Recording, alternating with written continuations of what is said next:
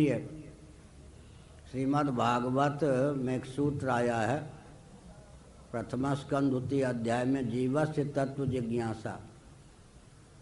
जीविका जीवन के लिए है, जीवन जीविका के लिए नहीं है। जीवन है जीवन धन जगदीश्वर की प्राप्ति के लिए। ये लक्ष्य बनाइए, कहीं बन भटकेगा नहीं, सन्मार्ग पर चलेगा। सन्मार्ग पर आपका मन है, लेकिन यह बन जाऊं, जिसकी महिमा सुनते हैं उधर ही मन आकृष्ट हो जाता है। दार्शनिक बन जाऊं, वैज्ञानिक बन जाऊं, आईपीएस बन जाऊं, आईएएस बन जाऊं, ये सब पायलट बन जाऊं, नहीं तो मोदी जी ही बन जाऊं, उसी मार्ग पे चलूं, ये भी होता ही होगा। इसका उत्तर यह है कि जीवस्य तत्व जिज्ञासा। जीविका जीवन के लिए है और जीवन जीवन धन जगदीश्वर की प्राप्ति के लिए। अब आईएएस बनेंगे आप तो कोर्स कौन प्राप्त होगा मालूम है? कम्युनिस्टों के द्वारा बनाया गया कोर्स वही पढ़ेंगे ना। वहाँ हर पृष्ठ पर वैदिक सनातन धर्म को गाली दी गई। भारत में कोई प्रधानमंत्री नहीं, मुख्यमंत्री नहीं अब तक हुए जिनका ध्यान जाए कि राष्ट्र को चलाने वाले मंत्रियों को भी चलाने वाले आईपीएस आईएएस पदाधिकारी होते हैं।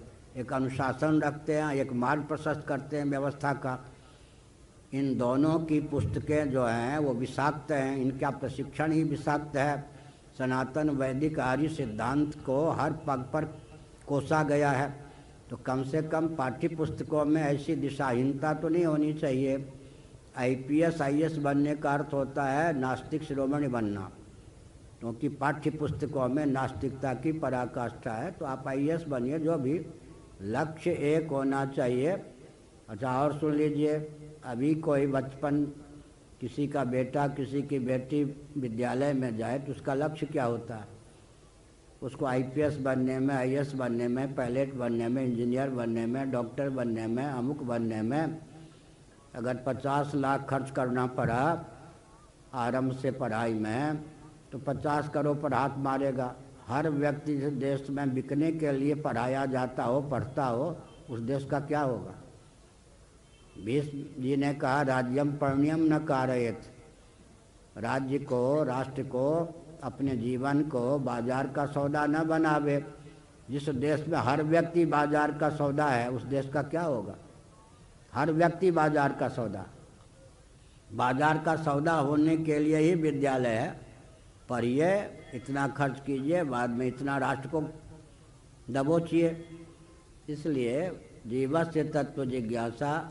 हमको राष्ट्रभक्त बनना है, मातृभक्त बनना है, पितृभक्त बनना है। हमारे जीवन में विद्या भी हो, कला भी हो, लेकिन उससे हमको श्रेष्ठ मानव बनना है। एक कोई विषय चुन करके उसमें मनोयोग पूर्वक लग जाइए। 10 विषय पे तो काम नहीं होगा। शिव 15 मिनट जप करके भगवान से प्रार्थना कीजिए, उत्तम लक्ष्य हमको प्राप्त हो, उसमें पूर्ण एकाग्रता प्राप्त हो, भगवान आपकी बात सुन लेंगे। और कोई प्रश्न?